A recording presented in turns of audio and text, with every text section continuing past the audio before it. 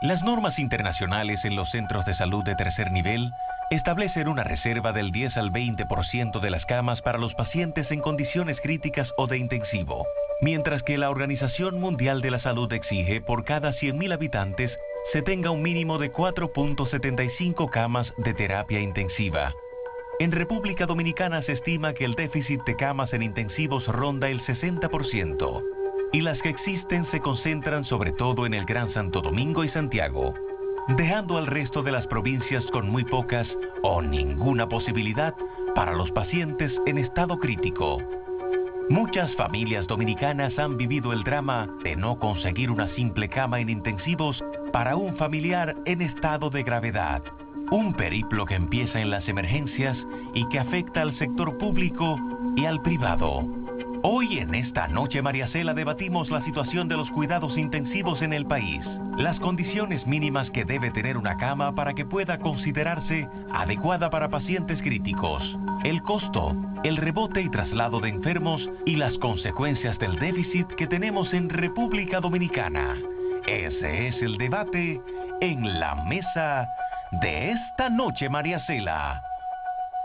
Sabe, nuestro hashtag para cualquier comentario empiece desde ya, pacientes críticos ENM, ahí lo está viendo en pantalla. Nuestros invitados esta noche, Rafael Mena, presidente de la Asociación Nacional de Clínicas y Hospitales Privados. Bienvenido, don Rafael, gracias por estar otra vez con nosotros, alguna vez ya lo ha hecho. Altagracia Ortiz, es la escritora Altagracia Ortiz Gómez, periodista especializada en temas de salud y la escritora de este libro, En Cuidados Intensivos, una visión crítica al sistema de salud dominicano, que fue publicado hace 4 años y que tuvo un diagnóstico para el sistema de salud, estado crítico. Bienvenida, gracias por estar con nosotros. Vamos a conocer más sobre este libro. Tenemos también al doctor Víctor Garrido, cirujano hepatologista.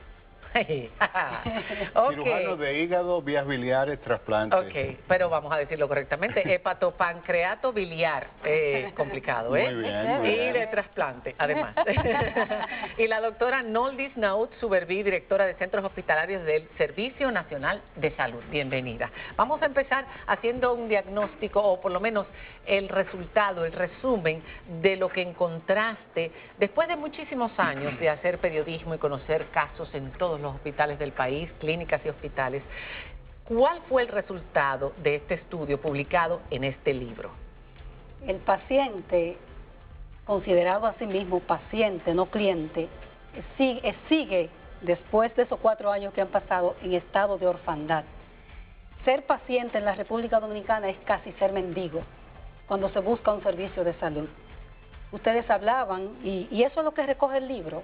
Yo como periodista, con todos estos años, ya son muchitos, de servicio, de escribir cada día para un periódico, decidí recopilar en ese libro la historia de los que no tienen voz. No para convertirme en la voz de ellos, sino para ver cómo se le devuelve la voz, porque es de eso justamente que se trata. Y lo que uno encuentra es escalofriante. Cada uno de nosotros, y eso no hay que ser ni experto ni nada por el estilo, ni periodista especializado ni nada, tiene alrededor un paciente, una persona que a medianoche necesita, sobre todo las medias noches, son horribles, necesita un servicio de salud y entonces tiene que comenzar. Tú conoces a alguien que esté en la clínica tal, tú conoces a alguien que me pueda conseguir una habitación en tal centro. A buscar las relaciones, o sea, en la República Dominicana, para acceder a un servicio de salud, sobre todo cuando se trata de una unidad de cuidados intensivos en la noche, hay que buscar una relación, hay que buscar un padrino, hay que buscar un médico, y eso es lo que no puede ser.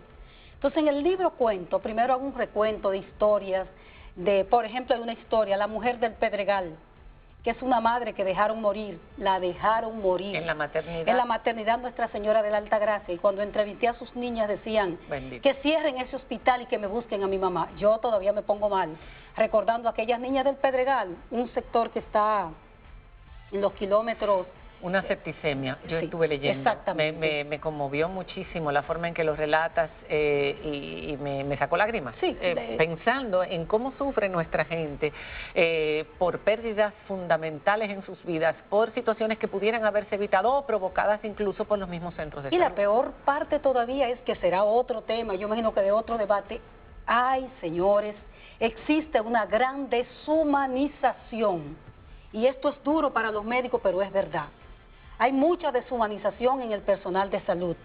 Esa parte no la recoge este libro, la va a recoger otro que estoy escribiendo, de un personal de salud que muchas veces tiene el signo de peso más que otra cosa un sistema de salud que lleva al médico a convertirse en eso, en un mercader de la salud, por un Estado que tampoco cumple del todo, porque hay que ver todas las partes. Cuando se lo decimos a los médicos y cuando escribimos eso, los médicos nos dicen, sí, pero es que ustedes le tiran la culpa al médico. ¿Y el Estado qué hace? Entonces es un todo. Es un todo, un sistema desintegrado, un sistema de partes. Incluye ahí también el tema de las ARS. También. Que limitan cobertura, que limitan posibilidades de asistencia, porque sencillamente está siendo manejada por el sector financiero del país y no por personas profesionales en el área, y el interés no es brindar un servicio, sino ganar dinero. Pero es sistémico. Entonces claro, tenemos que ponerlo en un plano global. O sea, no... El sistema público es verdaderamente deficiente y hay una serie de cosas que se vienen haciendo y se han hecho que llaman mucho la atención y deshumanizan el servicio. Estoy totalmente de acuerdo con lo que dices, en el sentido de que un enfermo en República Dominicana y casi la ciudadanía completa ha sido convertido en un mendigo. Yo tengo una enfermedad que entre comillas llamamos catastrófica, que tengo tiempo buscando cuáles son esas enfermedades específicas y todavía no lo he logrado. Una enfermedad de alto costo. Pero entonces, ¿dónde está ese punto que me lo va a definir? Estas son las catastróficas y estas son las que incluimos y qué incluimos y qué no incluimos. O sea, este sistema, ARS llámese, estoy totalmente en desacuerdo. Pienso que el sistema de salud nacional tiene que tener un seguro, y que todo el mundo, las privadas y los públicos, tengan que recibirlo y brindar la atención, y que sea el privilegio del paciente el elegir dónde y con quién se va a atender, en lo público o en los privados. Y entonces vamos a la libre competencia de capacidades y tecnologías. Doctora Naut. Mire, ustedes han tocado varios puntos importantes. Hablaba la licenciada Ortiz sobre el tema del desbordamiento y también de que el paciente muchas veces es visto como un número, ¿verdad? Es cosificado. Sí, es cosificado, y también muchas veces se le carga mucho a que lo público es catastrófico y que lo público no da abasto. Pero también es importante destacar que cuando hablamos de servicio, muchas veces lo público que se ve desbordado, porque la parte privada, la asistencia privada, cuando capta al paciente, pasan varias cosas. O lo capta y detecta que la patología que va a enfrentar el paciente no tiene los medios para cubrirla, inmediatamente cuando agota cobertura, muchas veces tratan de sacar lo más que pueden, porque esa es la realidad, y lo pasan a un sistema público que está abarrotado, porque es el sistema que tiene mayor demanda. Estamos hablando de que el sistema público a nivel nacional en este momento tiene camas de hospitalización, 10.836 camas, de las cuales los estándares internacionales, como bien decían al inicio del programa, hablan de un 10% como promedio del total de camas debe ser destinada para intensivo para cuidado crítico. Y entre nosotros tenemos y un 20%. Sí, entre el 10 y un 20, pero vamos a la media de un 10%. Y nosotros tenemos a disposición de la población dominicana 382 camas. En este último año de cuidados intensivos, que estamos a un 4.3, 4.1%, estamos por debajo. Ahí hay una cosa, y escúchame, sí. Nosotros llamamos cuidado intensivo a cualquier habitación que tiene un monitor, que tiene la capacidad de llevar un carrito, un aspirador, una toma de oxígeno, no están. O sea, yo veo unos cuidados intensivos, que es cualquier habitación de cualquier lugar, con un monitor, con un tanque de oxígeno, que ya en el mundo civilizado no se usan esos tanques de oxígeno. No, doctor, pero estamos especificando. Son camas de unidades de cuidados intensivos, que sabemos que es un espacio que tiene que estar habilitado con todo el equipamiento y el personal para ofrecer un soporte constante, un monitoreo constante con unos especialistas y con unos equipos e insumos específicos para el cuidado crítico. Las camas que estoy hablando acá, y te puedo mencionar hospitales, porque Sí. estamos preparados para mencionar hospitales, solamente en este año que acaba de transcurrir se han puesto 66 camas, son las camas del Marcelino Vélez Santana, son 8 camas que se han puesto a disposición en el hospital de los Alcarrizos, en el Vinicio Calventi. Estamos hablando de camas en Valverde Mao. Estamos hablando las 24 camas del Moscoso Puello, y estamos hablando también de una proyección que va a haber ya para el año próximo de 107 camas más de cuidados intensivos, donde están las 60 de la ciudad sanitaria Luis Eduardo Aybar, donde están las 8 camas que Ahora, también le puedo comentar, las 8 camas que mañana van a ser puestas a disposición en la maternidad de la Altagracia. Pero para hospitales que tienen una demanda tan alta, eso suena poquito. Sí, tienen una demanda alta estos hospitales, y no solamente suena poquito para la demanda que tiene el paciente, sino también para todo el desborde del sector privado, que también, vuelvo y recalco, el tema de los rebotes de los pacientes, que una vez que son recibidos en estas emergencias, todo el mundo sabe los casos que salen a la luz pública y otros que no salen. Muchos más de los que no pacientes, salen. muchos, la mayoría no salen. De cómo se manejan los hospitales. Yo, por ejemplo, les puedo hablar en primera persona, y me disculpan, fui directora de un hospital de tercer nivel, pediátrico de este Vamos a país. explicar lo que es un hospital de tercer nivel, porque lo hemos mencionado en Exacto. varias ocasiones en esta... Este es un hospital que maneja alta complejidad, o sea, es un hospital especializado. Estamos hablando, un hospital de tercer nivel, para que la gente sepa, por ejemplo, es el hospital Robert Ricabral. El Darío Contreras. Es un Darío Contreras, El Ney es el Arias mismo Lora. Moscoso Puello, es el Ney Arias Lora, el Hugo Mendoza, que era el que dirigíamos anteriormente, y las madrugadas son interminables de centros privados y de donde sea, con el tema de la demanda de las unidades de cuidado crítico, que no hemos hablado de las unidades de cuidado crítico neonatales también, que son muy A ver, demandadas. pero a lo mejor el doctor Mena quisiera responder esa parte que usted ha tocado del rebote de este hospital No, privado. es importante destacar que son no solamente miembros de Andeclip, porque él sabe que hay centros privados que no son miembros de Andeclip. No estoy necesariamente diciendo que son centros de salud miembros de Andeclip, sino que son del sector privado en sentido general. A ver, Lo doctor. único que somos bastante discriminados dentro del sector privado. Porque, por ejemplo, a los médicos usted también hace mención, y al inicio del programa se hizo mención, de que la OPS y eso tiene un 10% que recomienda eso. Lo primero es que la OPS y la ONU y ese tipo de cosas son enemigas del pueblo dominicano y de la salud. ¿Por qué usted dice eso?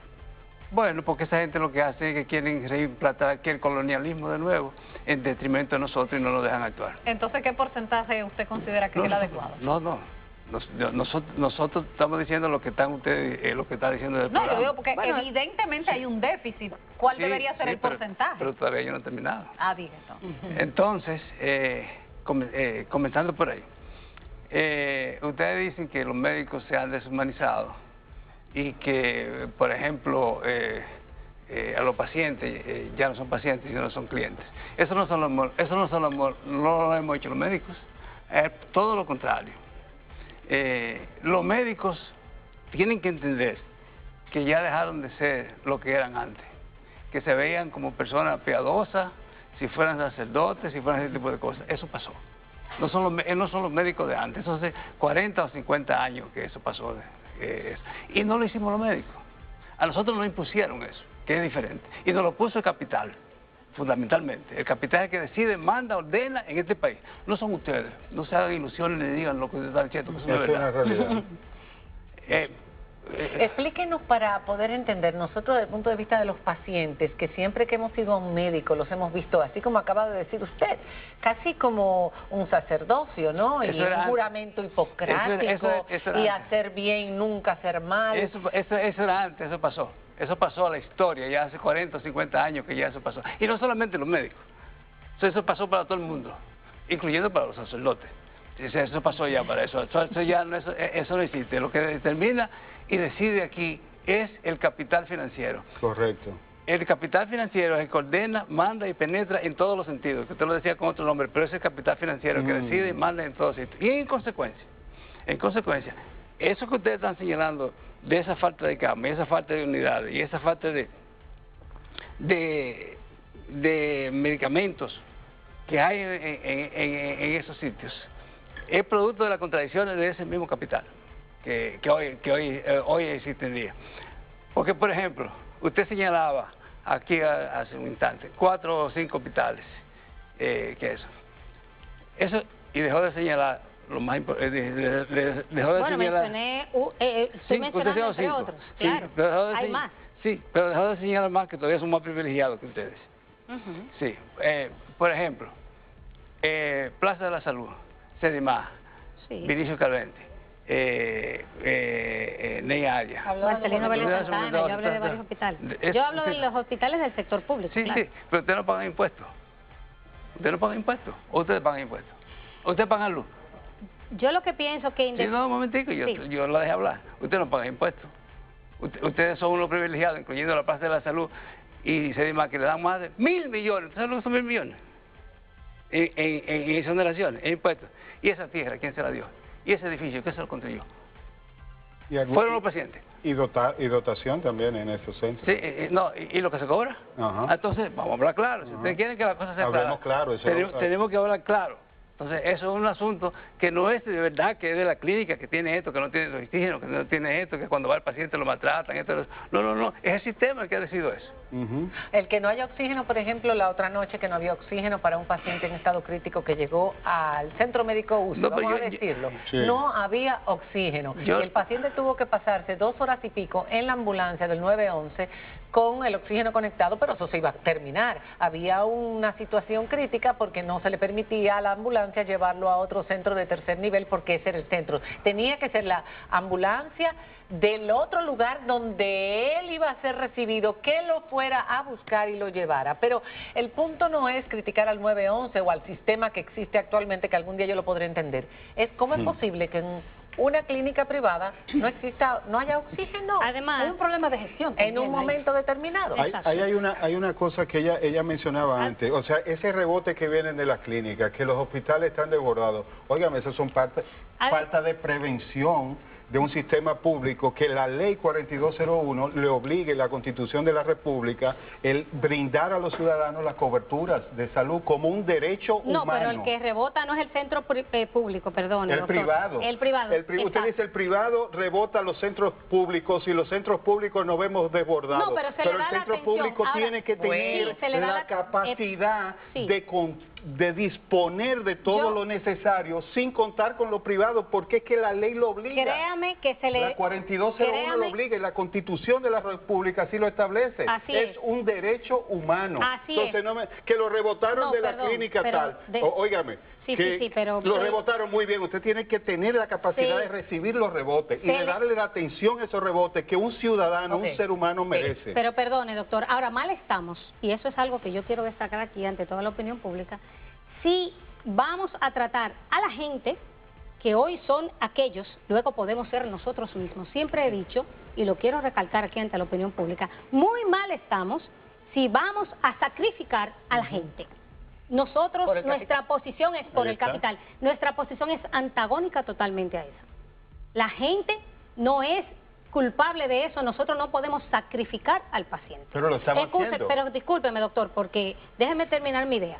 Nosotros no lo estamos haciendo en la parte pública, todo lo contrario. Pese a las precariedades, se atiende el paciente, perdóneme. Ahora, lo que no podemos nosotros es venderle la idea a la gente de que porque el capital manda o porque haya temas económicos mediados, nosotros vamos a sacrificar a los pacientes. Y voy a hablar como médico también. El médico tiene un principio de hacer el bien siempre. Y de ante todo, el médico, que es médico de corazón y de vocación, y lo digo hablando por mí misma, y sé que es la mayoría de los médicos dominicanos, tenemos primero el paciente y luego lo mercurial, porque lo que no podemos nosotros, y es nuestra posición desde lo público, que lo económico prime ante la gente. La vida humana es sagrada, y nosotros por eso hemos estudiado, que tengamos precariedades y que, vuelvo y lo digo, y no lo digo con demagogia, ni tampoco para quedar bien, el Estado Dominicano ha invertido millones en la remodelación de hospitales, en la readecuación de unidades de cuidados intensivos, y ahí están los hospitales y se pueden ver que tenemos deficiencias. No venimos aquí... 56 hospitales de repente, no, pero sin las previsiones necesarias. Pero se ha brindado el servicio, doctor. Se en furgones, la gente en la calle esperando, por favor. Vamos a hablarle claro a la población. Eso no es así. Yo veo hoy mismo, ahora invito a todos los ciudadanos que vayan al Hospital Regional de Moca. Tiene 3 o 4 años en furgones. 3 o 4 años que esa población está desprovista de los servicios que obliga la Constitución y las leyes que el gobierno dominicano lo provea. Y realmente aquí todo el mundo sabe ¿cuál servicio se puede brindar en un furgón, por favor? Que hemos heredado precariedades en el sector salud, es cierto. Ahora bien, pero también hay que ver las cosas con justicia y reconocer que se han hecho ingentes esfuerzos y la gente lo ve, por dignificar la salud de la gente, sobre todo los que menos pueden. Porque el que puede, doctor, decide si va a esos centros de salud de la privada de tan renombrado pero nombre. Siendo, doctora, pero los pobres no. Pero sigue siendo la cenicienta. Pero mire qué pasa. Ahora, lo que tenemos que defender, señores, la humanización del Claro, y la de... Es que tiene que venir el ejemplo de este gobierno. Es que lo que tú estás diciendo no existe. No, eso se llama idealismo, lo que tú estás diciendo. No, idealismo es que eso no es verdad, doctor. Debería ser así, pero no es. Debería ser así, pero ha cambiado mucho. Hay médicos que todavía se adhieren a ese juramento. Pero eso no cuenta, eso no sirve. Vamos a hacer una pausa, vamos a saber cuánto. Es verdad que se ha invertido mucho, nos gustaría saber del presupuesto nacional, el porcentaje que se invierte. Tengo entendido que era un 1,8% del Producto Interno Bruto, que en la mayor parte de los países de la región es un 4%, que tampoco está debajo. Costa Rica tiene 9%, salvo por algunos países. Vamos a hablar que tendría que ser el 5%. Exacto. Aquí deberíamos trabajar para que se establezca del PIB el 5%. El 5%. Cero ARS, cero AFP. Los cobertura médicos, nacional en para los lugares todos. públicos, también lo dice tu libro, trabajando a mano pelada. A mano pelada, queriendo ayudar a los pacientes y no teniendo los recursos para ayudar a los pacientes. Vamos a hablar de esto y vamos a seguir con sus comentarios también. Nuestro hashtag Pacientes Críticos ENM. ¿Ha tenido usted alguna experiencia? ¿Cuál es su opinión sobre el sistema de cuidado intensivo, las emergencias, las situaciones críticas que se nos presentan y las atenciones de nuestro sistema de salud? Ya volvemos después de la pausa. Estamos debatiendo nuestro sistema de salud, sobre todo en el aspecto crítico de unidades de cuidado intensivo y de emergencia. En María Cela dice Sanjurjo el analfabeta, ¿qué nombre tiene el usuario? Es una realidad lo que dice la periodista, aquí a mi lado, Altagracia Ortiz Gómez. Hay que estar pegado para conseguir que atiendan al paciente y si los médicos dejaron atrás el juramento hipocrático y el sistema de salud no ayuda. También dice Romic González, primero los pacientes, no importa si es privado o público, la vida es primero. También nos dice Mirna J. Amiama Nielsen, precariedades heredadas en el sistema público de salud, pero por favor, ¿hasta cuándo? Tienen 6 años en el gobierno, ¿heredadas de quién? Falso que dan servicio gratis. Quien no está asegurado no recibe servicio. Eso fue para usted también, doctora. Romy González, excelente mesa. Se nota que el Estado ha hecho un gran esfuerzo en mejorar la salud. Aún falta más, pero se nota. Vamos a hacer una pausa ahí en la lectura de nuestros tweets. Eso llama mucho la atención, cómo los ciudadanos están conscientes de lo que se está viviendo aquí en el área de salud. O sea, estamos humanizando. Los médicos somos humanos. Los médicos también nos enfermamos. Los médicos hemos elegido la mayoría esta vocación de servicio, pero la población tiene que apoyarnos. La población tiene que apoyar en el sentido de que eso que mencionaste antes, de que el 5% del PIB, no como se hizo con el 4% de salud, de la educación, sino un 5% que vaya atado a partidas específicas, a áreas específicas, para que no pase lo que todos sabemos que está pasando con ese 4%. Ahora, esa población tan consciente, cuando ciudadanos independientes, ciudadanos que no tienen que ver, inicien trabajos en pos de un 5% del PIB para la salud, tienen que participar, porque nosotros todos lo resolvemos en tertulias. Todos sabemos qué hacer en una casa, en una fiesta, pero a la hora de que vamos a arrimar pechos para hacer que las voluntades se unan y forcemos a que las situaciones se resuelvan, entonces van 3 gatos. Entonces, eso es muy bueno, hay mucha conciencia de que tenemos que participar, en los trabajos en pos de cambiar el deshumanizante sistema público y privado en algunos casos de salud que existe. Nosotros no podemos seguir en la que se pierdan vidas como la que citaste antes, valerosas, héroes nacionales, porque no tenía un dinero encima y una costilla rota. Pero ¿dónde? Nosotros no podemos sentar aquí hoy y decir que aquí el sistema de salud está siendo humanizado, cuando gente como esa que arriesgaron su vida... Es que cualquiera es lo mismo, cualquiera debería ser igual, todos debemos ser iguales ante esta situación. Yo quisiera acotar algo. Yo en mis años de ejercicio he visto la gente apática en materia de salud. Yo no he visto esa efervescencia que se ve en las redes sociales. ¿Y qué es lo que he visto? Y lo dice mi libro. Cuando una gente... Es como si la salud fuera un componente individual. Cuando me pasa algo, me afecta algo, yo protesto.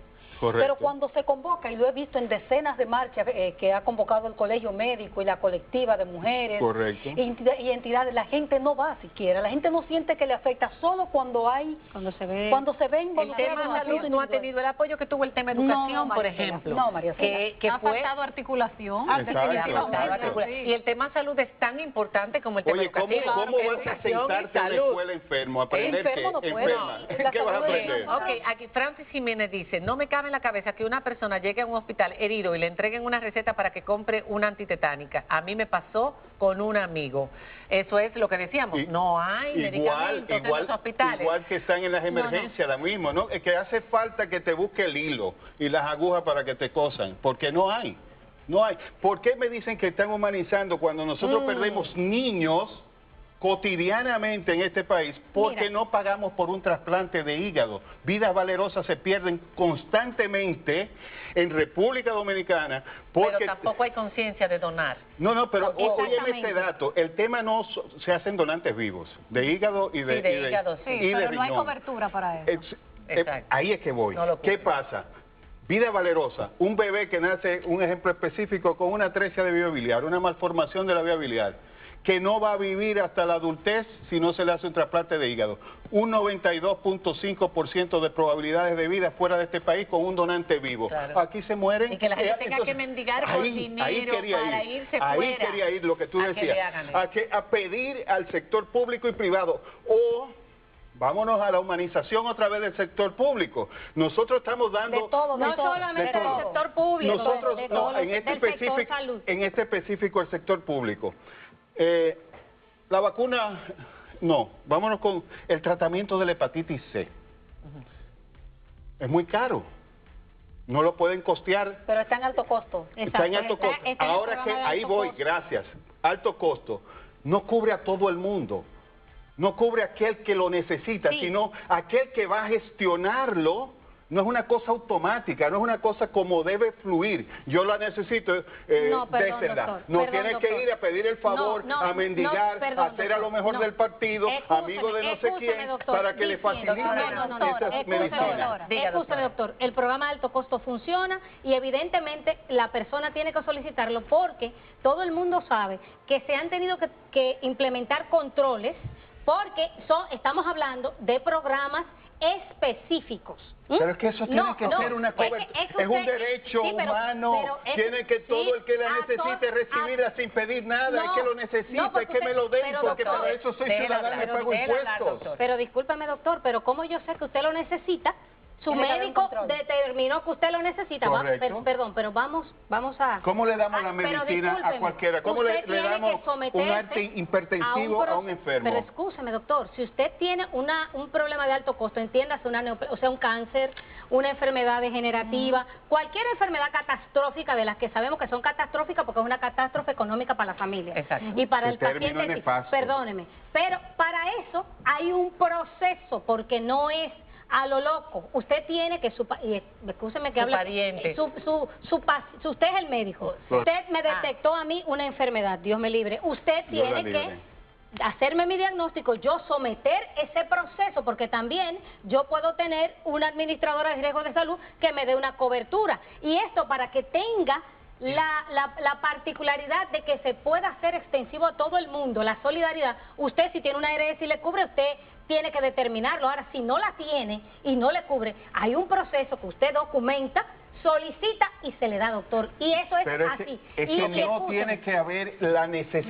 Vamos a ver. de que haya Pero que es un proceso. pero ¿y cuál proceso pero, hay para un entonces, tenemos bolita de antihipertensivo? virtud. Diga, No doctor. para un antihipertensivo. Lo que pasa es que la doctora está confirmando algo que yo dejé de decir. Ella está abogando por la privatización de los hospitales públicos. Ah, sí, pero usted lo termina de decir. yo estoy diciendo, doctor, no ponga palabras en mi boca que no he dicho. Bueno, hay Lo algunos que él son dice- casi privados lo que que no él hemos di- pagado los lo que él dice, ciudadanos. Lo que él dice es que parece Correcto. que de una forma telepática el sistema debe saber que usted necesita algo. Nada Debe de haber un teléfono. proceso. Pero que si yo de receto un solicitud. antihipertensivo, Doctor, no usted tiene no que ir a dijo que- buscar Estamos permiso de hablando, nadie. estamos hablando, Entonces no usted tiene habló, que No haber nos vamos a perder en necesidad. ese tema. Decía usted, Ok, doctor. sí. Que usted no termina de decir, doctora, por ejemplo, que si tenía una RS, tenía una cobertura, le tenía que pagar al hospital.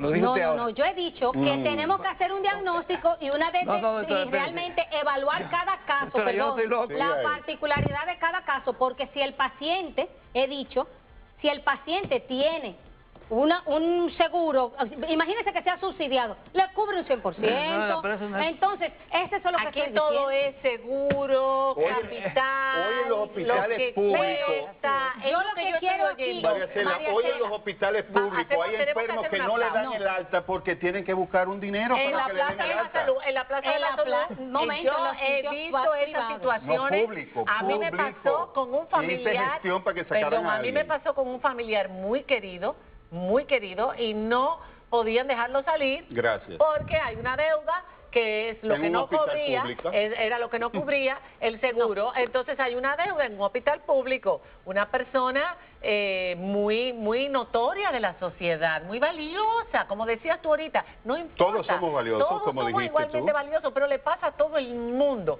Ahora bien, ustedes dijeron algo en la pausa que yo quisiera que cuando volviéramos, además de las conclusiones, tomáramos ese punto. Los hospitales públicos están abarrotados porque las atenciones primarias son tan malas en este país, tan mala, lo sencillo, lo que puede diagnosticar algo incipiente y evitar que luego se convierta en una gran complicación. Cruda Son realidad. tan malas y es algo tan sencillo que eso es lo que más llora a los ojos de Dios. Así es. Vamos a hablar de eso cuando regresemos con varios ejemplos y aquí tengo también varios comentarios de ustedes. Cuando regresemos después de la pausa, ya volvemos. Yo quiero.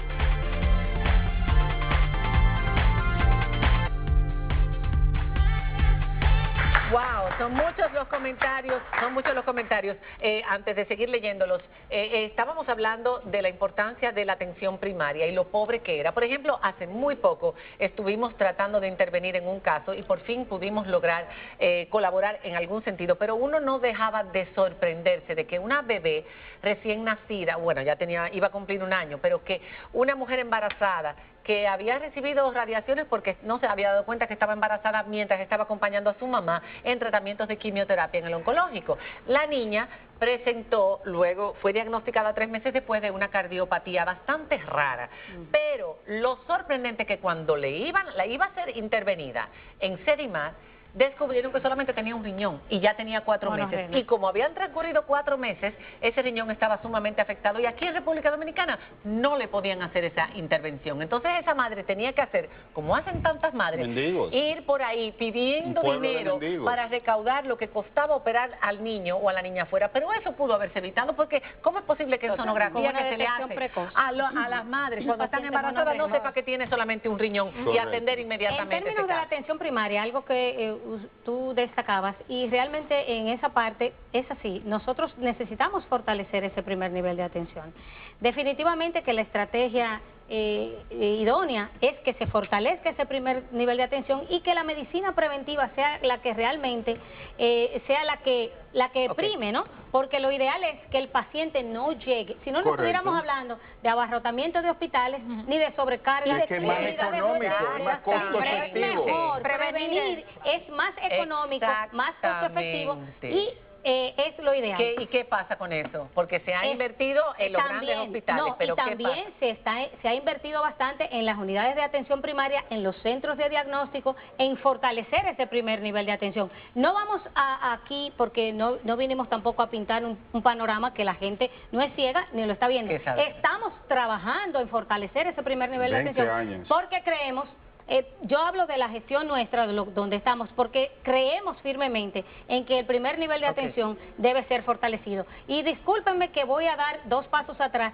y hablar de, ustedes hablaban del empoderamiento de la ciudadanía y de la gente que nos implica. Y decir también las cosas positivas, porque en el Servicio Nacional de Salud, realmente abocados, si ustedes conocen de esta gestión que lidera el licenciado Chanel Rosa Chupani, enfocado en una gestión totalmente diferente. Estamos también trabajando con las veedurías sociales y tenemos una primera experiencia y vamos a seguir enfocándonos en empoderar a la gente, que la gente conozca sus derechos y los ejerza de manera activa. Y estamos trabajando con la Asociación de Pacientes Hemodializados para que puedan también ejercer. Yo quiero compartir algunos comentarios antes de que concluyamos, porque es importante escuchar a la gente, siempre es importante escuchar. Roger León decía, hoy mi jefa tuvo un fuerte dolor en el abdomen, acudimos a un centro médico privado, llegamos a emergencias y me vi en la obligación de ser hostil, ya que las chicas en turno fueron muy negligentes, hay mucha deshumanización, era como lo que decía también Luis de Camps con relación a su esposa que tuvo un ACV y que tuvo que irse de este lugar, de la Plaza de la Salud, porque en emergencia no terminaban de atenderlos. Decía también Roger, continuando con la historia, no obstante esto, duramos unos minutos, ya que las de turno nos dijeron a nosotros mismos, busquen una camilla, cosa que en una situación de emergencia es inconcebible ver al paciente ya como algo común cuando no debe ser así. Amanda dice, el sistema hospitalario dominicano de Agrima y las clínicas privadas son para gente de dinero, de mucho dinero. Arlina Mejía, el personal de las emergencias de nuestro país debe recibir un entrenamiento porque hay demasiada negligencia y dejadez y no hay sentido de urgencia. Eso yo lo he visto. Sí. Eso yo lo he visto en las públicas y hasta en las privadas, sobre todo en los públicos. Francisco Aracena, en verano del 2017 a mi abuela le dio un ACV isquémico, llamamos al 911 y la ambulancia me llevó al Centro Médico Real, nos recibieron y al ver el diagnóstico nos dijeron que no tenían cómo hacer tomografía y me dijeron que fuera a otro centro. Tiberio Pina, no estoy de acuerdo con aumentar el porcentaje sobre el PIB para la salud, no es un tema solo de dinero, hay que irse a la raíz del problema igual que la educación, el 4% ha servido para ser más rico a varios y no ha resuelto nada. Hay muchos comentarios más. Decía usted, doctor Mena. Le decía, señores, que todo lo que ustedes han dicho aquí ha sido alrededor precisamente de lo económico, lo cual fue rebatido por ustedes precisamente.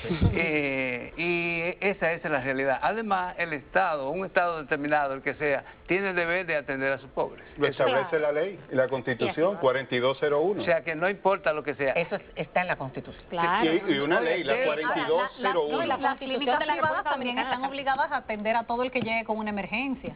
Porque son derechos inalienables de las personas. Si alguien llega a una clínica privada y no tiene el seguro encima, yo le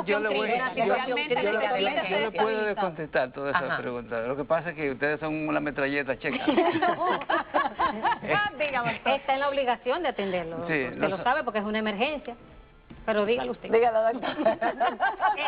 Dígalo, doctor Mena. Fíjese, dentro de las críticas que se nos hacen a nosotros, a nuestros asociados, a pesar de que usted dijo que no iba a dar una de Andeclí, le hacemos la exhortación de que todo paciente que llegue en un estado de emergencia sea atendido, tenga o no tenga dinero. Ahora, después que se estabilice... ¿Es una exhortación?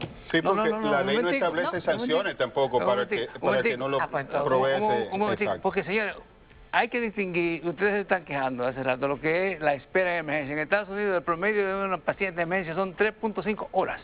En Estados Unidos, donde se coge... Depende del grado de emergencia. Depende de la emergencia. Hay un triaje. Depende de la emergencia. Depende, he trabajado allí, fui instructor de cirugía de la Universidad de Pittsburgh, me conozco el sistema muy bien.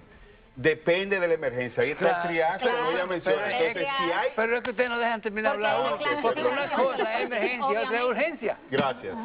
24 muerte inminente. Un ACV, doctor, si yo llego con un ACV. ¿Eso es una urgencia? Sí, pero tiene que ver un triaje, lo que usted dice, tiene que ver el médico y tiene que determinar que lo que usted tiene es un ACV. Y que déjenme decirle, si usted tiene un ACV y si usted si es isquémico, si es hemorrágico, si se le reventó el aneurisma, es una cosa diferente a la otra, pero eso lo tiene que determinar el médico que está ahí, tiene que tomar los signos vitales, tiene que ver, y tiene una evaluación. Pero espérese, deme una Yo me pregunto, ¿cuál de las clínicas privadas, ahora que menciona ACV isquémico, tiene TPA en República Dominicana? ¿Qué es el TPA? Que no voy a preguntar. ¿Qué es TPA? Es una sustancia, una medicación que cuando habló de tiempo me vino, en las primeras 3 horas. Nosotros tenemos muchísimas secuelas de los accidentes cerebrovasculares, sí, porque si en las primeras 3 horas se hace el diagnóstico y se le aplica esa medicación. Pero ¿qué pasa? Entonces, ahí viene el abaratamiento, la costo-efectividad de un sistema de salud, donde paga por esto porque le resulta más caro que ese enfermo viva con las secuelas y después viene la rehabilitación y el tiempo hospitalario es mucho más caro. Vamos a concluir. Cuando le ponen esa medicación sin ninguna secuela, sí, doctor, 3 horas y se paran como si veces nada. nos vamos mucho a lo sofisticado. Eso no es sofisticado, es en una vena, una inyección. Discúlpeme, doctor, que yo lo escucho a usted, discúlpeme. Pero María Cela dijo algo hace un momento muy importante, y es que hay que buscar la causa raíz. Muchas veces nos vamos a lo más lejos cuando hay muchas formas de hacer un diagnóstico preciso y oportuno de un accidente. Después del diagnóstico, ya tenemos un accidente cerebrovascular isquémico. Que no necesariamente, muchas veces queremos menospreciar quizás el sistema de salud o de lo que se hace en la República Dominicana, y no es así. Nosotros hacemos maravillas a mano pelada. No, a mano pelada no. El gobierno ha invertido muchos recursos, solamente en este año 800 millones, no se reflejan en el servicio. Millones, no, discúlpeme, doctor. Sí, ¿Por qué tiene un enfermo que pagar para salir de alta de un hospital? Sí se refleja. En un hospital público pagando. Perdón. Pero que 800 millones no es nada. Eso no es dinero. La medicina buena cuesta dinero. Pero esto es un diálogo. Nosotros tenemos que escuchar a los demás también. Claro, lo hemos Entonces, escuchado. lo que quiero decir es... Lo que pasa es que tú predominas, doctor. No, yo predomino. Entre los tres. Usted no habla, Lo que quiero decir es, yo quiero, sí, para que por ella favor, concluya. para yo decir la parte nuestra. Lo que quiero decir es que efectivamente, en cuanto a los términos de medicina crítica, se han hecho grandes esfuerzos, se han puesto a disposición de la población de la República Dominicana solamente en el año en este año pasado 66 centros, que para el año camas de cuidados intensivos. Para este año tenemos programado la disposición de 107. Teníamos un déficit de 60%. Exactamente. Entonces nosotros estamos haciendo esfuerzos ingentes, no como dice el doctor. ¿Cómo se tratan esos pacientes para los que no hay cama? ¿Cómo se han tratado? En el piso se han visto, en camillas, nosotros hacemos en los pasillos. Y se han visto muchas cosas, pero no solamente en el sector público, también en el privado, y nosotros tenemos que corregirlo. Y no vamos aquí a decir que no, y estamos trabajando de verdad para corregir ese tipo de cosas. Ahora, cuando me llega un paciente, por ejemplo, un moscoso cuello, que no lo estábamos esperando porque fue referido desde otro centro sin previo aviso, que también eso es otro tema pendiente, la referencia de los pacientes sin avisar y cómo se maneja el paciente también para el traslado. Se hace un referimiento en la red pública en otro hospital de tercer nivel para que pueda ser atendido ese paciente. El paciente no se manda a su casa a morir ni se deja en la calle. La pública se le da el respeto. Doctora, ni que usted fuera la esposa de los neoliberales, porque usted defiende más a los neoliberales que la Dice Raiza Suárez, viví un caso reciente en dos clínicas privadas de Gascue, dice Raiza Suárez, 49 años llegó caminando hasta que no garantizaron el depósito, no dieron asistencia. 49 años, llegó caminando con un ACV. Hasta que no garantizaron el depósito, no dieron asistencia. 13 días después falleció. Gary Cordero dice, hablé sobre la cláusula que quieren tener algunos seguros, que si el médico no está afiliado al plan básico, no quieren dar la cobertura y quieren que el paciente busque uno dentro de la red. Si el paciente quiere un médico de su preferencia, ellos como ARS no quieren. Hay que salir de eso. Bueno, este es muy complicado. Quieren que el pueblo se una a la demanda de 1% del PIB para un determinado sector, para después repartirse el botín entre ellos mismos como pasa en educación. Eso no lo queremos. Eso no lo queremos, pero eso es lo que está viendo el pueblo también. Sí, pero ¿quién se lleva lo de educación? ¿El pueblo dominicano? No. Porque ese es el problema. Ese es el problema. Por eso es que ¿Quién que lo tiene? Ese 5% debe ser atado, como dije al inicio, a partidas específicas. Del 5 hay tanto para investigación, tanto para este servicio, tanto para mantenimiento, para tratar de minimizar las tuberías. La gente percibirlo. Lo que pasa es que la doctora lo que quiere es privatizar todos los hospitales. Esa es la tendencia, ese es un fracaso. Dios, esto que ustedes decían. Nosotros apostamos a lo público, porque lo público puede ser bueno, doctora, y debe ser lo mejor. David de la Cruz dice, mi madre murió esperando el tratamiento de la hepatitis C, el médico tiene razón. Gracias. Y Amanda dice, un familiar que murió de cáncer hace un año ya todavía está esperando la autorización para un medicamento de alto costo. costó. Gracias. Si no es amigo de fulano, no lo recibe. Si no es amigo de fulano, no lo va a recibir. Sencillamente quiero concluir diciendo que el sistema de salud, como dice ese texto, sistema, entre comillas, sigue en cuidados intensivos. Eso está en muerto, estado crítico. Porque hay deshumanización, porque se prioriza primero en todas partes. Y se conjugan varios factores. El médico también tiene una parte importante. Como actor principal, o sea, el servidor de salud. El servidor, no solamente el médico. No de todo, no generalicemos tampoco. El personal de salud. Tenemos una tarea pendiente de humanizar, de que la gente sea más sensible. Y de que se trata a todo el mundo por igual. Y que la gente pobre se piensa que le está haciendo un favor en el sistema público.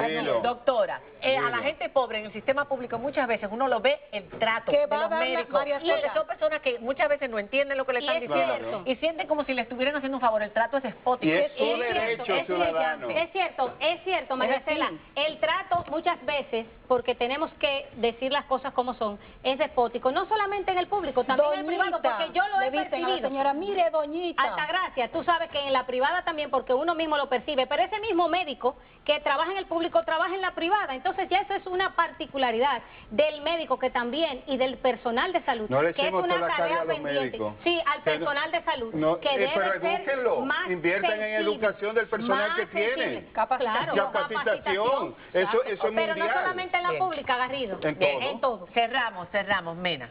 Su conclusión. Altagracia dio la suya. Su conclusión. Ustedes han dado muchas. No, hombre, todavía no queda. No tenemos media hora más. Su conclusión. No, se acabó el tiempo. Ya nos dieron unos minutos. Fíjense, algo que está preocupando, a pesar de lo que aquí se ha dicho, que está preocupando a los pacientes, son el asunto, y que lo terminó de abordar Altagracia, son el asunto de la atención primaria.